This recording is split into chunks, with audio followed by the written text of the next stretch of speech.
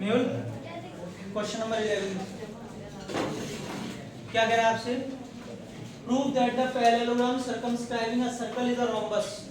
आपको प्रूव करना है कि एक ऐसा पैरेललोग्राम जिसने अपने अंदर एक सर्कल को क्या कर रखा है, सर्कमस्क्राइब मतलब बंद कर रखा है, तो आपको प्रूव करना है कि वो पैरेललोग्राम रोम्बस होगा। किसकी शेप बनाएंगे? रोम्बस की। मैंने कहा था जो चीज प्रूव करनी होती है उसी की शेप बनाते हैं। वैसे आपको पता होना चाहिए कि रोम्बस और पैरेललोग्राम एक जैसे ही बनते हैं, कोई बहुत ज्यादा फर्क नहीं होता। हाँ फर्क होता है उनकी प्रॉपर्टीज में, फिगर्स में बहुत ज्यादा फर्क नहीं मिलेगा आपको।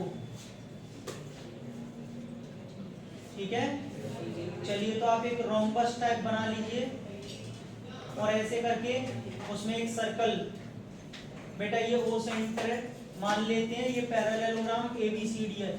फिलहाल में मैं इसे मानूंगा, लेकिन पैरेललोग्राम क्योंकि रोम्बस तो मुझे प्रूफ करना है इसको, तो मैंने एक पैरेललोग्राम बनाया जिसके अंदर एक क्या बना लिया, सर्कल। अब लेकिन इस पैरेललोग्राम को हमको रोम्बस प्रूफ करना है।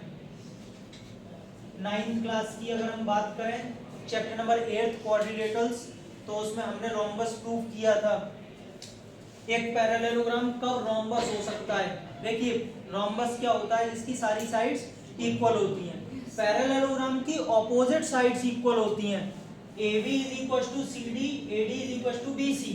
लेकिन अगर मैं कैसे भी करके एक एडजेसेंट साइड को और इक्वल कर दूं, AB को अगर BC के इक्वल कर दूं, तो उससे क्या होगा कि ये चारों साइड एक दूसरे की इक्वल हो जाएंगी और पैरेललोग्राम रोम्बस में कन्वर्ट हो जाएगा।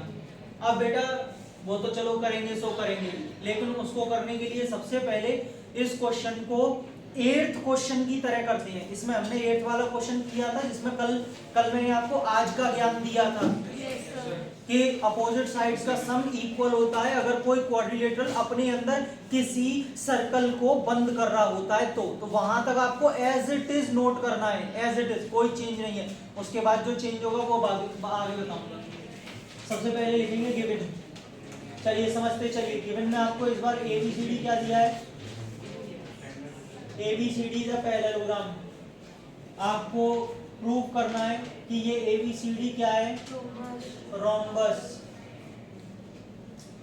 कंस्ट्रक्शन की कोई जरूरत नहीं है, सीधा सीधा प्रूफ देखेंगे।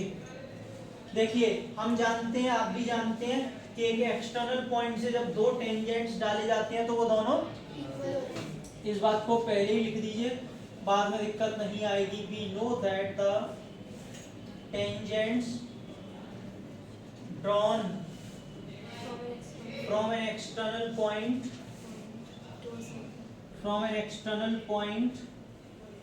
To a circle are equal. दो टेंजेंट्स हैं तो आर आएगा, आर इक्वल। ठीक है, अगर ऐसा होगा तो AP AS के इक्वल होगी। 8th वाला क्वेश्चन एक तरीके से दोबारा समझा रहा हूं। PB BQ के इक्वल होगी। कल स्ट्रेटजी बता दी थी मैंने कैसे करना है, LHS में रखना है, जिन चीजों को लेके आना है बेटा। CR CQ के इक्वल होगा। अब देखो कल तो पता तो भी चल रहा था कि हमको AB और CD को एक साइड रखना है, आज वो भी नहीं मालूम चल रहा है। लेकिन क्योंकि कल का रिजल्ट आपने स्टैंडर्ड याद कर लिया है, आपको मालूम है कि अपोजिट साइड्स को एक साइड रखना है, इसीलिए आप इधर CR ले रहे हैं, वरना आप CQ भी ले सकते थे, है ना।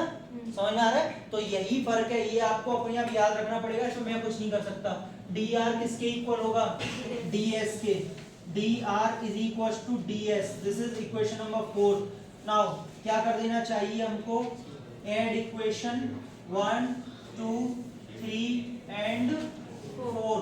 बेटा चारों को AP और यहां से PB, ये दोनों मिलके क्या बन जाएगी, AB। देखें CR और DR मिलके CD। ध्यान से देखें AS और DS, ये AS और DS मिलके क्या, AD। और बेटा वो क्या बन जाएगा, BQ और CQ BC बन जाएगा। यहाँ तक सबको समझ में आ गया। ये कल का 8th वाला रिजल्ट यहाँ तक हो गया। लेकिन अब हमको क्या करना है, इसको रोम्बस। रोम्बस का मतलब सारी साइड्स को इक्वल प्रूफ करते हैं। आप मुझे एक बात बताइए कि जब ये पहले से पैरेललोग्राम है तो क्या ABCD के इक्वल होगा, अपोजिट साइड्स का पैरेललोग्राम आर इक्वल, ठीक है।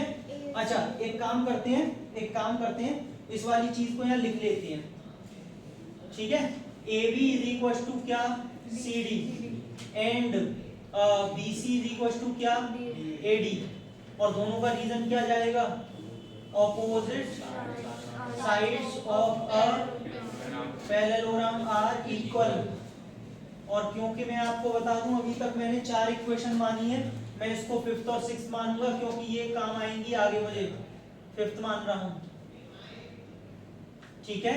अब देखिए क्या करना है बेटा, जो ये रिजल्ट आया ना AB प्लस CD, आप इसमें एक काम करें, एक को रिप्लेस करें। जैसे मान लीजिए AB को AB रहने दें, इधर ध्यान से देखिएगा फिर बाद में समझ में नहीं आएगा। ये जो CD है ना, CD इसको क्या मैं यहाँ से AB लिख सकता हूँ जी, ऐसे ही AD और BC में BC को तो BC रहने दो, इधर से AD को मैं क्या लिख लूंगा, क्योंकि AD और BC इक्वल प्रूफ किया अभी ऊपर, हाँ जी। 2AB इज इक्वल टू 2 से 2 AB इज इक्वल, कितनी इक्वेशन हो चुकी है ऊपर, 6, ये 7वीं आ गई। x वाले मेथड से समझेंगे, कहने को तो मैं ऐसे कह सकता हूं from equation 5th 6th and 7th all the sides are equal, लेकिन कैसे आज समझा रहा हूं, शायद उस दिन 9th वालों को समझाया था, देखना ध्यान से। ABCD के इक्वल है, let it be x, 2 minute के लिए AB को x मान लेते हैं, तो इसके हिसाब से CD कितनी हो जाएगी, x, ये दोनों इक्वल है ना AB और CD, तो जब ये x है तो वो भी कितनी हो जाएगी। अब नीचे आ जाओ इधर, AB किसके इक्वल है, BC के, AB कितनी है x, तो BC कितनी x, यहाँ पे BC किसके इक्वल है, AD के, BC x है तो AD, चारों साइड आपको x दिखाई दे रही है। तो बेटा इसका मतलब ये है कि फ्रॉम इक्वेशन, मतलब तीनों इक्वेशन की हेल्प से, फ्रॉम इक्वेशन 5 6 एंड 7, ठीक है, ये मैंने आपको समझाया है, आप एग्जामिनर को नहीं समझा सकते, आप तो समझ सकते हैं, वो अपने आप समझ लेगा। From equation 5 6 and 7 AB is equal to BC is equal to CD is equal to DA, and if all the sides of a parallelogram are equal then it is a rhombus, hence ABCD is a rhombus। ये last में एक line लिख लेना, ठीक है, आप भी लिख लेना, खत्म हो गया।